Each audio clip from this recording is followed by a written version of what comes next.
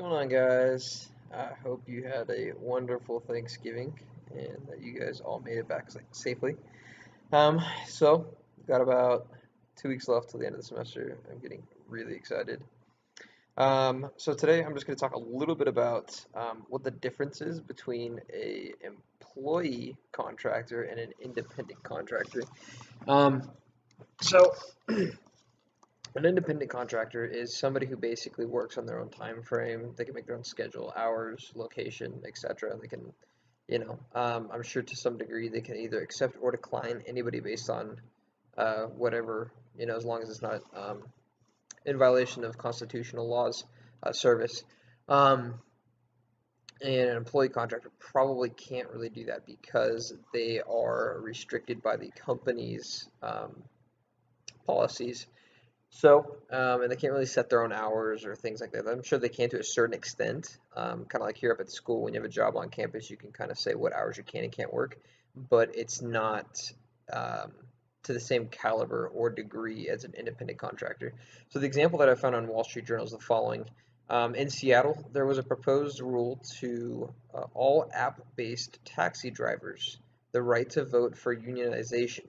In this rule, only full-time drivers will be allowed to vote because they are more likely to support the union rather than part-time drivers. The reason that part-time drivers have this, the reason why part-time drivers won't have the ability to really vote in this unionization is because they essentially operate as independent contractors and enjoy the benefits of creating their own hours, locations, and schedules, things like that.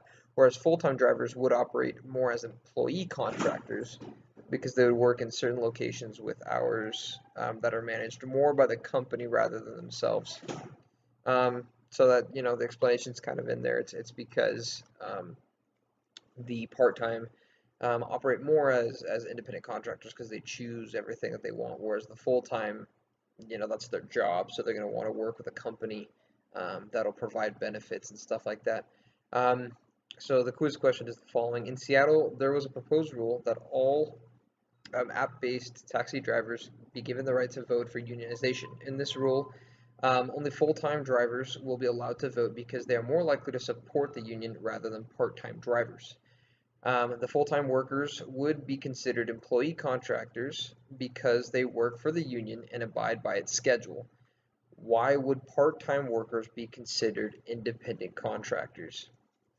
So, the correct answer to that is because they can make their own hour schedule and choose a location of business. And that's just basic definition. The feedback for that is basic definition of an independent contractor. Wrong answer number one, because they would work for an independent company.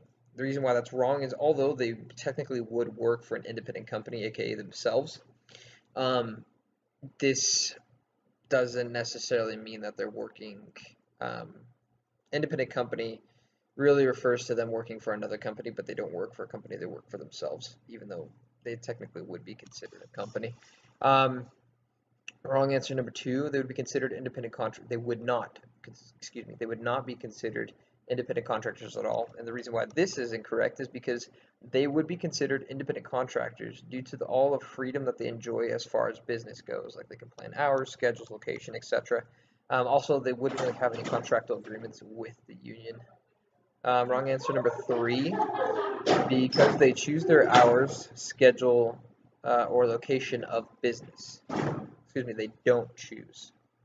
So the reason why this is incorrect is because that'd be more considered an employee contractor. Independent contractors have the freedom and the ability to choose hour schedules, location, things like that, whereas employee contractors really don't enjoy the fullness of that freedom.